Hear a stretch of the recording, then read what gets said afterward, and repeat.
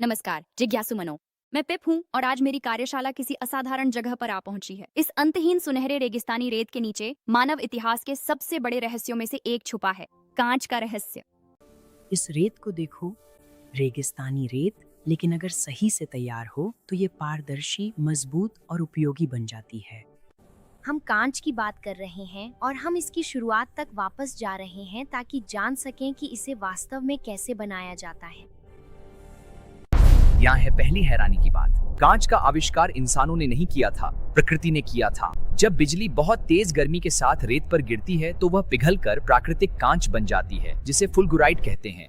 जब ज्वालामुखी का लावा तेजी से ठंडा होकर प्राकृतिक काले कांच में बदलता है, जिसे ऑब्सिडियन कहते हैं। प्राचीन काल में इससे औजार, हथियार और आईने बनाए जाते थे। करीब 3500 साल पहले प्राचीन मेसोपोटामिया में इंसानों ने कुछ जादुई खोजा। खनिज युक्त रेत को गर्म करने पर वह कांच बन जाती है। फिर रोमनों ने आकर सब बदल दिया और 50 ईसा पूर्व कांच को आकार देने की कला खोजी। एक पाइप, एक सांस, कांच ही सब कुछ बन गया। सदियों तक वेनिस के शिल्पकार इतने मूल्यवान थे कि उन्हें द्वीप छोड़ने की मनाही थी। उनके रहस्य इतने अनमोल हैं कि उन्हें छिपाना मुश्किल है। मैं आपको दिखाता हूँ कि यह कैसे किया जाता है। 3 सामग्रियाँ: सिलिका रेत, सोडा ऐश, चूना पत्थर।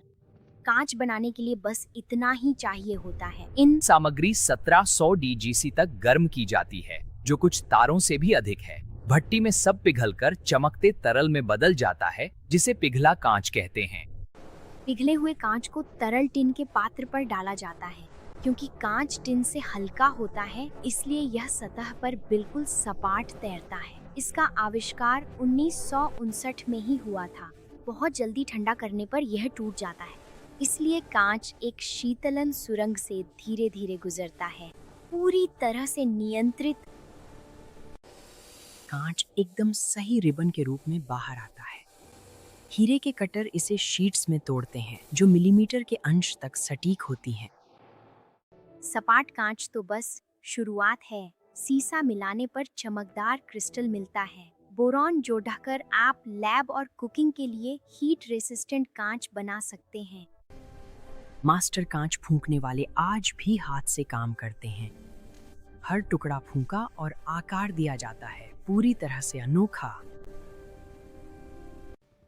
आपके फोन की स्क्रीन, आपकी खिड़की का कांच और आपके आंखों के चश्मे, इनमें से हर एक की शुरुआत रेत से हुई थी। और यहाँ वो बात है जो कोई आपको कभी नहीं बताता। कांच वास्तव में ठोस नहीं है। तकनीकी रूप से कांच एक तरल है जो इतनी धीमी गति से बह रहा है कि हम उसकी गति देख नहीं सकते।